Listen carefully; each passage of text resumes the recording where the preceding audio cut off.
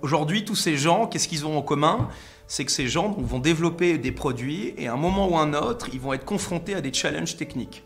Que tu sois en train de faire un jeu vidéo, une application de paiement, une application dans la DeFi ou faire une marketplace de NFT, tu auras les mêmes challenges techniques et Starton répond à ces challenges techniques.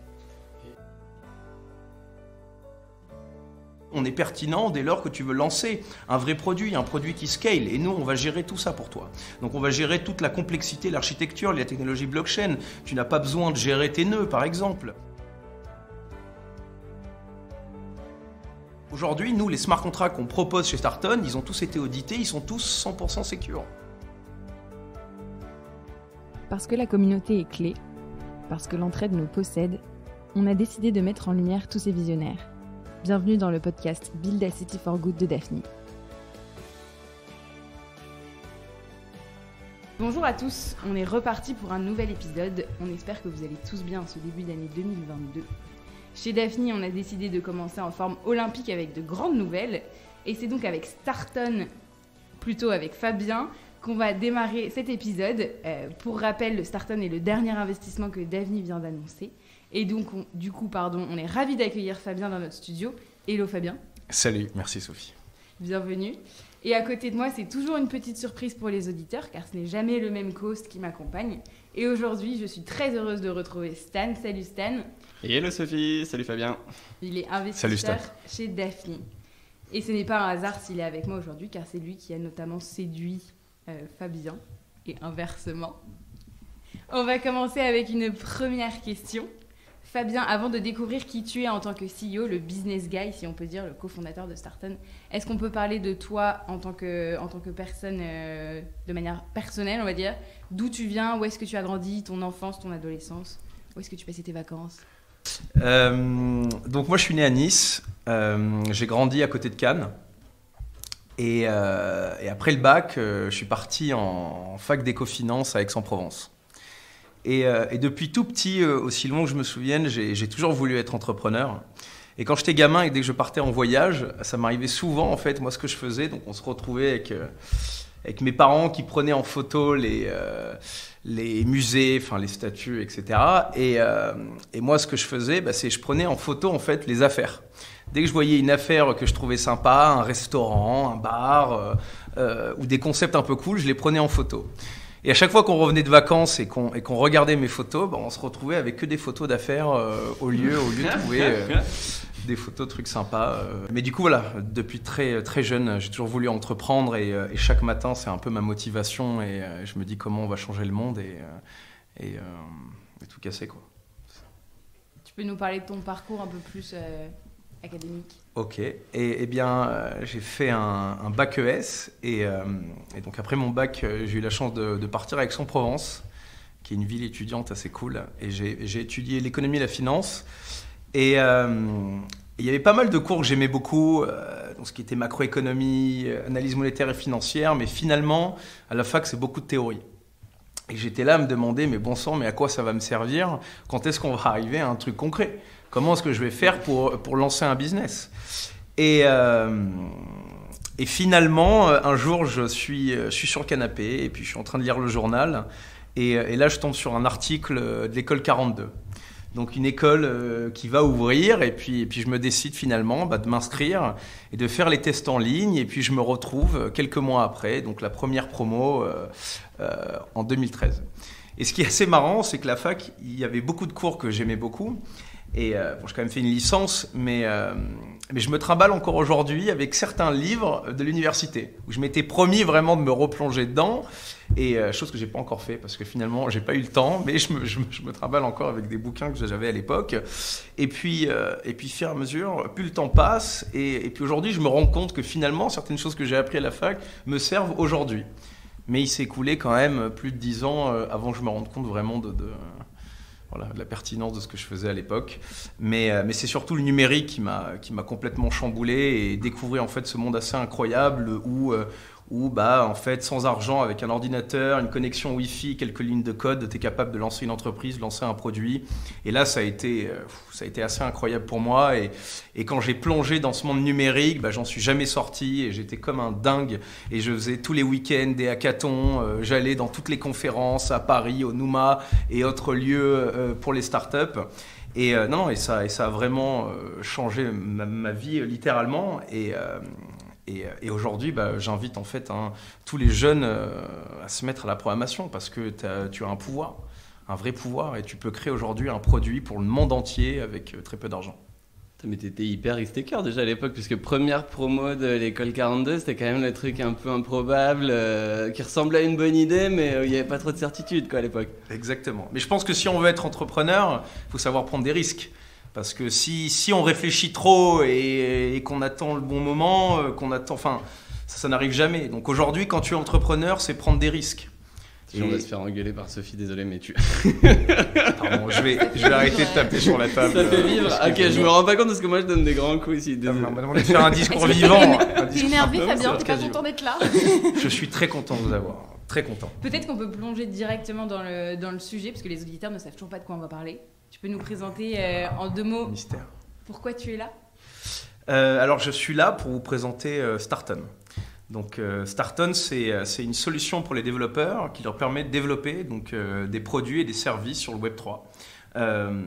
Mais notre valeur ajoutée, c'est qu'aujourd'hui, si tu es développeur et que tu n'as pas cette expertise sur la blockchain, sur les smart contracts, eh bien, tu peux développer des super produits avec notre solution. Donc, on a aujourd'hui une API et plusieurs services. Voilà, donc on a un service. Aujourd'hui, notre ambition est d'être vraiment un leader sur le secteur, comme Stripe aujourd'hui, qui est la référence dès lors que vous voulez intégrer du paiement sur votre application, ou comme Twilio, qui est la référence dès lors que vous voulez envoyer des SMS par exemple depuis votre application. Eh bien, l'objectif de Starton, c'est être la référence dès lors que vous voulez développer un produit sur le Web3, sur la blockchain. Stan, tu veux compléter? Et du coup, c'est pour les profanes comme moi, si on veut faire quelques comparaisons. Donc, par exemple, si je suis mon petit gazon et que j'ai envie de devenir Sorare, la meilleure solution aujourd'hui, c'est de passer par un Starton, quoi. Complètement.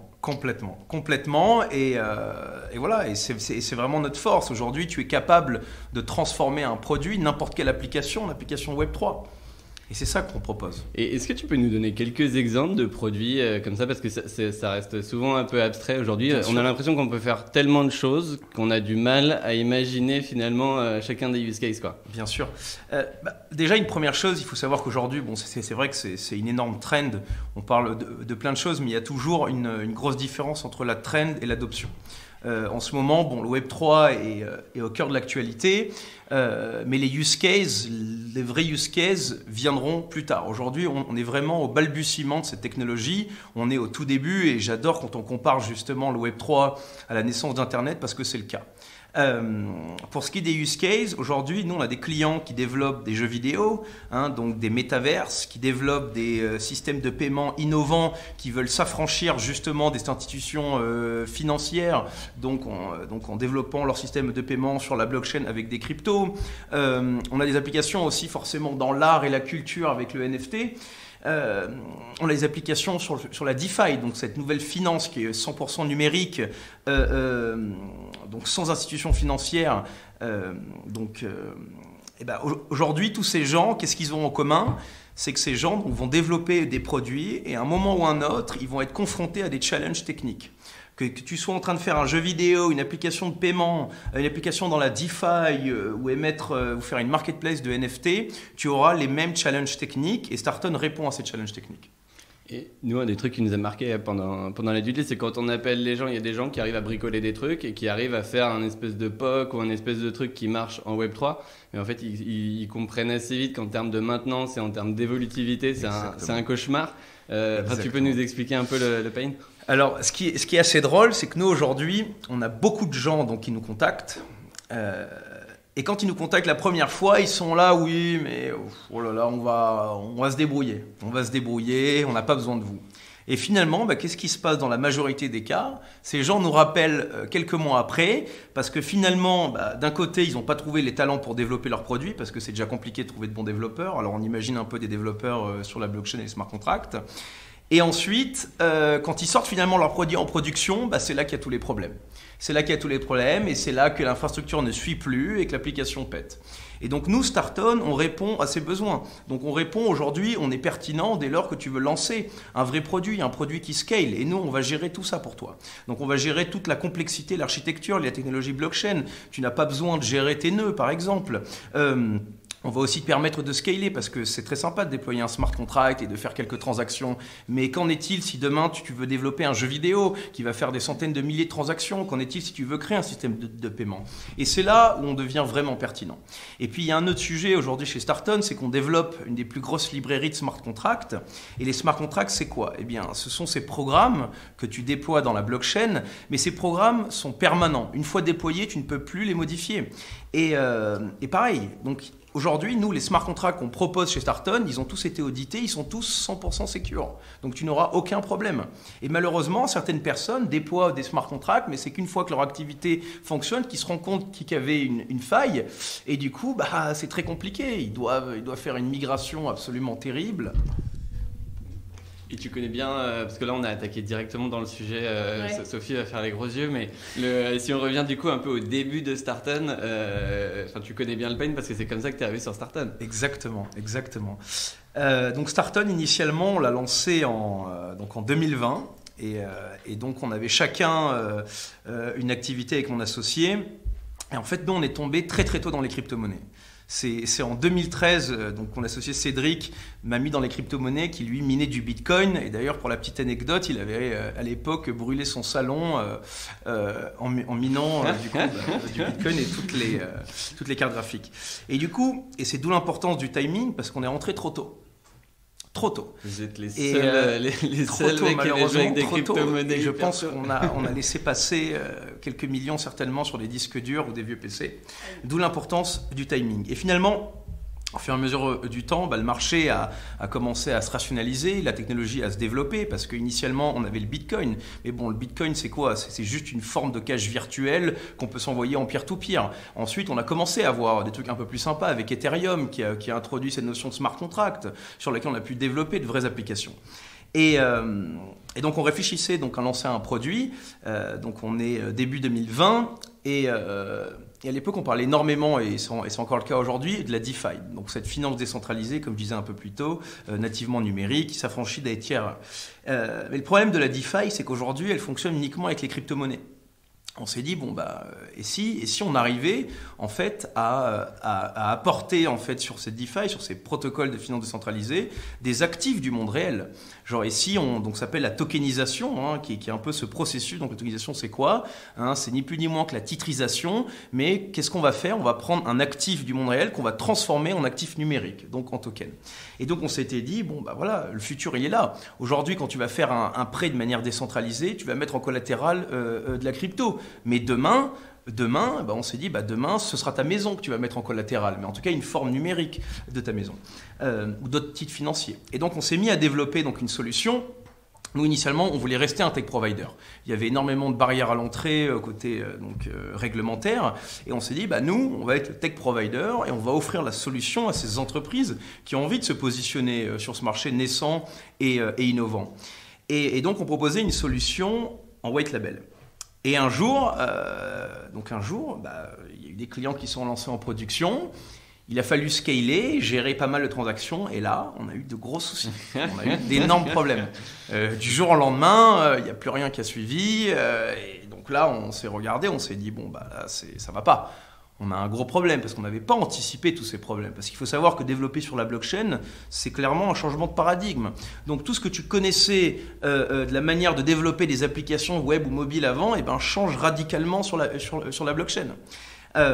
Et bien sûr, il faut aussi apprendre de nouveaux langages de programmation, de nouveaux outils. Et c'est là aussi la plus-value de Starton. Quand vous utilisez Starton, vous n'avez besoin que de Starton. Et donc, Bref, tout pète quand ça part en prod et là on se dit bon bah là ça va pas, il faut repartir de zéro.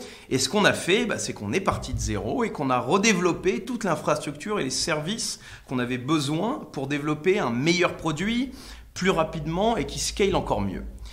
Et finalement, en même temps où on faisait ça, on se retrouvait avec des entreprises qui nous contactaient pour des sujets qui n'avaient absolument rien à voir avec ce qu'on faisait initialement, et des développeurs aussi de notre entourage. Et là, on s'est dit, en fin de compte, le produit, il est là.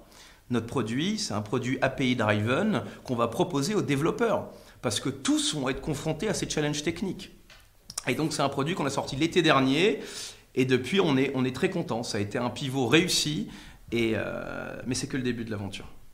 Donc ça, c'est tout ce qui s'est passé en 2020, début 2021. C'est ça. Jusqu'à cet été. Jusqu'à l'été dernier. L'été dernier, c'est ça, exactement. Aujourd'hui, vous êtes une quinzaine. Alors, aujourd'hui, on est 8, mais on cherche à recruter entre 15 et 20 personnes. Attention, Sophie. C'est ma faute, mais à coup pas. Non, et justement, c'est un besoin qu'on a. Aujourd'hui, on cherche beaucoup de monde. Et on est principalement tech dans la team et on a besoin de beaucoup de profils. Donc j'invite d'ailleurs à tous ceux qui cherchent une nouvelle aventure dans le Web3 de nous contacter.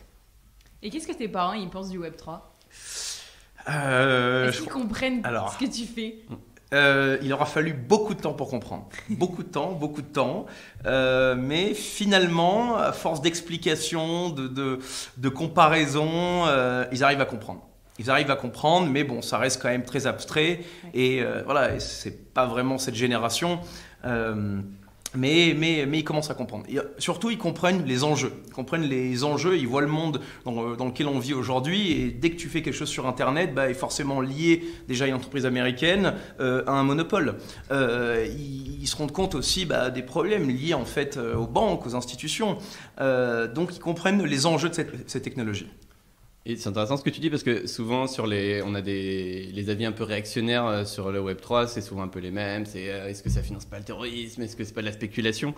Et c'est quand même super intéressant de revenir aux fondamentaux de tout ça, Bien sûr. Sont de dire ok, il y a des monopoles, les GAFA, comment on fait pour rééquilibrer la valeur entre les utilisateurs, les actionnaires et finalement les entrepreneurs et les employés quoi. Complètement. Mais ce qu'il faut rappeler surtout, c'est quand même aux prémices de la technologie, enfin le Bitcoin, ça a fait quoi? Ça a cassé le monopole de l'émission monétaire, un truc qui n'était jamais arrivé. Jusqu'à maintenant, c'était les banques centrales qui émettaient la monnaie. Aujourd'hui, le Bitcoin a créé une vraie révolution et si demain, vous voulez utiliser cette unité de compte, vous le pouvez parce que ça fonctionne sur un réseau ultra sécurisé, sans possible d'être justement hacké, falsifié. Donc, rien que là, donc c'est quand je dis que c'est une technologie qui a le pouvoir de transformer notre société, c'est vrai. Et on l'a vu, la première industrie que ça a quand même transformé, c'est l'industrie financière. Et on n'est qu'au début. Donc imaginez, aujourd'hui, on parle des NFT, mais les NFT, c'est quoi? C'est la transformation du monde de l'art. Par exemple, là, aujourd'hui, c'est le gaming, mais c'est que le début. Vous pouvez toucher tous les secteurs. Quelles sont les entreprises qui font appel à vous, par exemple? Pour l'instant, on a une stratégie qui est assez horizontale, parce qu'on sait que le marché, quand même, est au début. On est vraiment au début, dans la chaîne. Donc forcément, on tape plusieurs secteurs. Aujourd'hui, on a quand même beaucoup d'appétence dans le jeu vidéo, la DeFi, crypto-monnaie et paiement. Mais on se retrouve avec beaucoup d'entreprises aussi dans le secteur plus culturel, art. Mais aujourd'hui, on est encore horizontal. Et quand on aura suffisamment de recul, suffisamment d'utilisateurs, peut-être qu'on regardera et puis on dira 80% de nos utilisateurs sont dans le gaming. Donc là, ça aura complètement du sens d'attaquer cette verticale. Aujourd'hui, on a des clients assez hétérogènes. On a des très grands groupes cotés en bourse qui nous utilisent, comme des startups qui sont en train de se lancer dans le Web3 ou des startups dans le Web3. Aussi un truc intéressant, on a beaucoup d'entrepreneurs qui ont réussi dans le Web 2 et qui aujourd'hui ont envie de se lancer dans le Web 3 et nous contactent. Et à côté de ça, on a aussi des développeurs qui sont dans leur chambre, ce qu'on appelle des indie développeurs, dans leur chambre en train de développer un projet, utilisent Starton. Donc aujourd'hui, en tout cas, l'utilisateur final de Starton sera toujours un développeur, quelle que soit l'entreprise. Peut-être qu'on peut passer au projet pour 2022 ? Attends, peut-être Parce que finalement tu viens ici quand même parce que tu fais une belle annonce aujourd'hui et moi je voudrais revenir un petit peu dessus parce que tu as une des plus belles captables qu'on ait vues dernièrement et encore plus dans le Web3. Donc aujourd'hui vous annoncez une levée de 3,8 millions d'euros à laquelle Daphni a la chance de participer. Est-ce que tu peux nous expliquer un petit peu la levée, qui s'engage et ce que vous voulez faire de cet argent? Ok. Aujourd'hui, il y a clairement un momentum important. Hein. C'est aujourd'hui qu'on va construire, je pense, ces entreprises qui seront potentiellement les Apple, Google du Web3. Donc aujourd'hui, on doit aller très très vite parce que le marché évolue vite. Et encore plus dans le Web3, hein. Il y a même pas un an, on parlait pas trop de NFT. Aujourd'hui, c'est le sujet. Avant ça, c'était la DeFi. Enfin, en un an, il s'est passé énormément de choses. Donc forcément, on doit aller très très vite. Pour aller très très vite, on a besoin de ressources. Et c'est pour ça qu'on a levé des fonds. Et ces ressources, elles vont être utilisées à quoi? En capital humain. Parce qu'on a besoin de personnes pour nous aider, pour construire, pour grossir. Mais il y a aussi plusieurs chantiers chez Starton donc, cette année. Donc c'est, je l'ai dit, le recrutement. C'est aussi forcément améliorer notre produit, améliorer nos services. Parce que voilà, on est encore au début et il y a énormément de choses à faire. Et le troisième, c'est l'éducation. Parce qu'aujourd'hui, donc je parlais de 42 un peu plus tôt, mais c'est quand même incroyable parce qu'ils n'ont pas de sujet blockchain chez 42. Mais c'est le cas de toutes les écoles. Donc aujourd'hui, ce qu'on cherche à faire, c'est justement, donc on va dans des écoles d'ingénieurs, on fait des workshops, là on va multiplier les hackathons, on va créer des événements justement pour les développeurs, parce qu'aujourd'hui, il faut évangéliser, il faut parler aux gens de cette technologie, il faut qu'ils s'y mettent très très tôt. Tu sais que j'ai déjeuné avec quelqu'un que je ne nommerai pas, mais d'une institution il n'y a pas longtemps, et il me disait, mais Fabien, c'est une bénédiction pour moi, parce que le travail qu'il est en train de faire sur l'évangélisation en France de tous ces sujets-là, c'est clé. Et moi, ça fait un peu le lien avec, tu vois, aujourd'hui, où est-ce qu'en est le Web3 en France ? Et tu vois, on va remettre des frontières sur un truc qui n'en a pas, mais tu vois, si tu compares par rapport, tu parlais de la Chine tout à l'heure, par rapport aux États-Unis où il se passe énormément de trucs. Enfin, c'est quoi, toi, ton bilan du Web3 en France et l'élection présidentielle approche? Qu'est-ce qu'il faut faire? Bon, alors pour la deuxième question, je répondrai pas parce que je suis complètement apolitique et ça ne m'intéresse pas du tout. En revanche, pour le reste, je pense qu'on est bien positionné en France et pour la première fois, justement, on a cette chance de pouvoir leader en fait dans la technologie et puis on le voit, on a des super entreprises dont Ledger, dont Sorare qui sont connues, dont Paraswap aussi qui est une super boîte dans la DeFi et qui sont connues mondialement. Donc non, je trouve qu'on est bien parti dans cette course. Très bien parti et c'est d'autant plus pour cette raison qu'il faut qu'on accélère sur l'évangélisation pour l'éducation parce qu'il y a encore très peu de gens qui sont dedans. Et tu parles de Ledger et c'est un écosystème, c'est hyper fort justement de voir cet écosystème qui est en train de naître en France et du coup c'est pour ça que je crois que les fondateurs de Ledger notamment sont rentrés dans cette levée et vous soutiennent et vous avez un certain nombre de membres qui sont finalement assez importants dans cette communauté qui vous soutiennent et qui vous reconnaissent comme un des gros acteurs, quoi. Bien sûr, bien sûr. Non, on est très connus, très contents, pardon. Et en fait, ce qui est assez formidable, c'est qu'on a réussi à la fois à rallier les meilleurs entrepreneurs du Web 2, mais aussi des super entrepreneurs du Web 3. Et parce qu'aujourd'hui, certes, on est dans le Web 3, mais on a quand même, nous aujourd'hui, on est un bridge startup. Pour le moment, on est un bridge Web 2, Web 3. Et on a besoin quand même de cette expertise sur monter un business traditionnel avec un focus développeur, parce que je me compare beaucoup à des Stripe et Twilio. Donc on a besoin de cette expertise-là. Et à côté de ça, bien évidemment, on est dans le Web 3, donc on a besoin aussi de cette expertise sur ce marché. Et donc on a des entrepreneurs qui ont vraiment réussi dans le Web 3. Et in fine, il nous faut aussi une aide un petit peu sur l'opérationnel. Et c'est pour ça aussi qu'on a des gens absolument extraordinaires chez Daphni, par exemple, pour nous aider sur pas mal de sujets. Merci. Et donc tu parlais d'accélération, c'est quoi à court terme et long terme les projets là pour Starton? Là, la priorité aujourd'hui, je l'ai dit, hein, c'est le recrutement, bien évidemment, et c'est notre produit. Donc là, c'est vraiment les focus qu'on a actuellement. Donc moi, je passe beaucoup de temps dans le recrutement et aussi, c'est une course. C'est une course. On doit aller très très vite. Et donc notre produit aujourd'hui. On connaît la plus-value de notre produit, mais c'est encore un produit qui est méconnu. Nous, on connaît, on en parle, mais voilà, il faut absolument qu'aux États-Unis, on soit un acteur majeur de l'écosystème. Il faut qu'on aille en Inde aussi, par exemple. Donc aujourd'hui, voilà, le focus est sur le recrutement, sur améliorer notre produit. Et ce qui est aussi important que notre produit, c'est notre documentation. Notre documentation et les ressources qu'on va créer. Parce qu'aujourd'hui, on vise des développeurs. Et donc, à l'époque, pour reparler encore de Stripe, quand tu vas sur Stripe et que tu es un développeur, tu tombes amoureux de la documentation. La documentation est magnifique. Quand tu cherches, quand tu vas sur Google et que tu dis comment j'envoie un SMS de mon app, tu tombes sur un tutoriel de Twilio. Donc ça fait partie de nos priorités. Donc, créer le meilleur contenu, la meilleure documentation. Et ça revient un petit peu à ce que je disais aussi sur l'éducation. Et là, vous recrutez pas mal en ce moment. Pour tous les gens donc, qui ont envie de passer là, côté Web3, c'est quoi les valeurs de... Qu'ils m'appellent. Qu'ils t'appellent. Et c'est quoi les valeurs de Starton aujourd'hui, justement? Les valeurs... Nous, chez Starton, ce qu'on fait, on le fait pour plusieurs raisons. Mais la plus importante, c'est qu'on est passionné. En fait, on est tous passionnés par la blockchain, on est passionnés par les crypto-monnaies, passionnés par le Web3 en général et toutes les technologies qui gravitent autour. Parce qu'on parle de blockchain, on parle de crypto, mais c'est très peu de choses encore. Finalement, le Web3, plus généralement, on est en train de réinventer tous les protocoles qui ont créé le web, qui ont fait Internet. Il y a énormément de choses. Donc aujourd'hui, on est des passionnés. Ensuite, on a un peu, jusqu'à maintenant, donc avant de venir à Paris, on vivait tous ensemble, donc en équipe. On a été à la montagne. Ensuite, on a été dans le sud de la France. Donc on est très, très cet esprit hacker house. Et c'est aussi ce qu'on a beaucoup gardé de 42 et ce qu'on fait assez souvent, c'est interteam, on se fait des mini-hackathons. Mini-hackathons, c'est une manière aussi de tester le produit, mais c'est crucial. Aujourd'hui, n'importe quelle personne, et d'ailleurs c'est ce que je fais passer en entretien aujourd'hui, même s'il n'est pas développeur, il doit être capable de faire quelque chose avec Starton.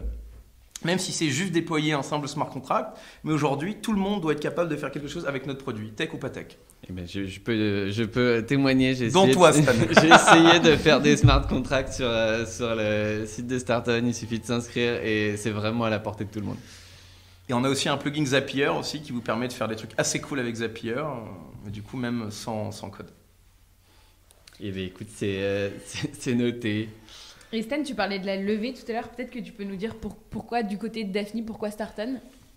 Oui, mais nous, on partage complètement la vision de Fabien. On est persuadé qu'on est au tout début de tout ça. Tout à l'heure, Fabien, tu nous disais qu'il y a 18 000 développeurs Web3 aujourd'hui. C'est ça. Il y a un trimestre, il y avait, je crois, 500 000 personnes qui avaient acheté des NFT. Alors, ça a dû exploser aujourd'hui, mais on a l'impression qu'on est au début de tout ça. Et aujourd'hui, quand on va voir les entrepreneurs qui veulent passer au Web3, il n'y a pas de développeurs. Ils ne savent pas comment faire. Les technos, elles bougent tout le temps. Et d'avoir un acteur comme Starton qui permet pour un MPG de se concentrer sur le foot et de créer un Sorare, pour nous, ça a énormément de sens. Et on est persuadé que non seulement ça va être une super boîte, mais qu'en plus, ils vont permettre à plein de super boîtes de se créer. Et ensuite, on a rencontré Cédric et Fabien, et puis on a eu un super fit sur la manière de faire les choses. Et on a vraiment, vraiment eu envie d'y aller. Mais justement, tu fais bien de souligner la difficulté de s'y mettre. Et c'est pour ça aussi l'avantage de notre solution. Aujourd'hui, le temps que tu vas perdre à gérer ton infrastructure, c'est le temps que tu ne mettras pas sur ton produit. Donc c'est aussi ce qu'on permet aux entreprises qui nous utilisent. Et pour rebondir sur ce que tu disais par rapport à 18 000 développeurs, nous vraiment aujourd'hui, la question à laquelle on essaye de répondre, c'est comment on va onboarder le prochain million de développeurs sur le Web3. Et c'est ça notre objectif. On peut aller aux questions de la fin. Allez. Vas-y Stan. Fabien, comment tu déconnectes? Alors là, c'est compliqué en ce moment. C'est très compliqué. Je vais botter en touche parce que j'ai pas la solution pour le moment. Pour l'instant, j'arrive pas à déconnecter. Vraiment, j'ai beaucoup de mal. Peut-être qu'il faut que je parte à la montagne, que je range mon téléphone, mais pour l'instant, j'ai pas de solution. Quel est l'entrepreneur avec qui tu rêves de prendre un café? Xavier Niel parce que on a fait 42, ensuite on était à Station F. Et finalement, on a eu la chance de le rencontrer pendant qu'on était étudiant, parce qu'il venait de temps en temps le soir, mais j'ai jamais eu cette opportunité de m'asseoir avec lui et pouvoir vraiment échanger. On souligne quand même que Xavier Niel est investisseur dans Starton aujourd'hui et fait confiance à Starton. Moi, j'ai pu te voir à l'œuvre pendant un hackathon et je pense que tu en as fait pas mal. Quelle est la pire chose qui se soit passée pendant un hackathon ? La pire chose qui soit passée, tu veux dire un hackathon Starton ou des hackathons qu'on... Un hackathon en règle générale, quel a été le pire moment pendant un hackathon ? Le pire moment pendant un hackathon, écoute, pour l'instant je touche du bois parce qu'il y a rien eu de terrible, à part peut-être il a fallu qu'on s'organise petit à petit, parce que bon, organiser un événement... c'était pas vraiment ce qu'on faisait, puis voilà, c'est aussi un challenge. Le challenge aussi, c'est transmettre cet amour pour ces technologies. Donc là aussi, parce que bon, on peut expliquer la blockchain de mille manières, mais réussir aussi à séduire les étudiants et leur donner l'envie aussi de se lancer, c'est une difficulté. Et pour l'instant, on est assez content. C'est sympa. Ah oui, peut-être si. La pire chose qui peut arriver à un hackathon, c'est qu'il n'y ait plus de café, ça c'est clair. Ça va, s'il n'y a que ça va. Petite dernière question, est-ce que c'était mieux avant ? Est-ce que c'était mieux avant ? Bah non, c'est chaque jour c'est meilleur encore. Chaque jour c'est meilleur. C'était la réponse qu'on voulait. C'est ça qu'on veut entendre. Dernière, pas dernière. Il y a une question horrible qu'on a quand un entretien se passe bien chez Daphné. On a la pire question qu'on pose, c'est quelle est la conviction que tu as et qui est partagée par très peu de gens dans le monde ? Et tu peux remercier Stan pour cette question. C'est une super question. La conviction que j'ai que personne... alors c'est une très bonne question, mais que personne n'a. En tout cas, je dirais que c'est clair que en fait, tous les logiciels, toutes les applications migreront sur le Web3 et toutes les entreprises qui vont faire du business sur Internet ou font du business sur Internet passeront sur le Web3, à un moment ou à un autre. Eh bien, on est content d'avoir investi du coup. Ouais. Merci beaucoup d'être venu, Fabien, dans nos locaux. Merci Stan pour ces 30 minutes partagées. On remercie aussi nos auditeurs de nous écouter. On les invite à liker, partager, commenter. Merci de m'avoir reçu. Et à ne pas hésiter à appeler Fabien si vous cherchez un travail dans le Web3. Exactement. À bientôt. Merci à tous. À bientôt. Merci. Salut.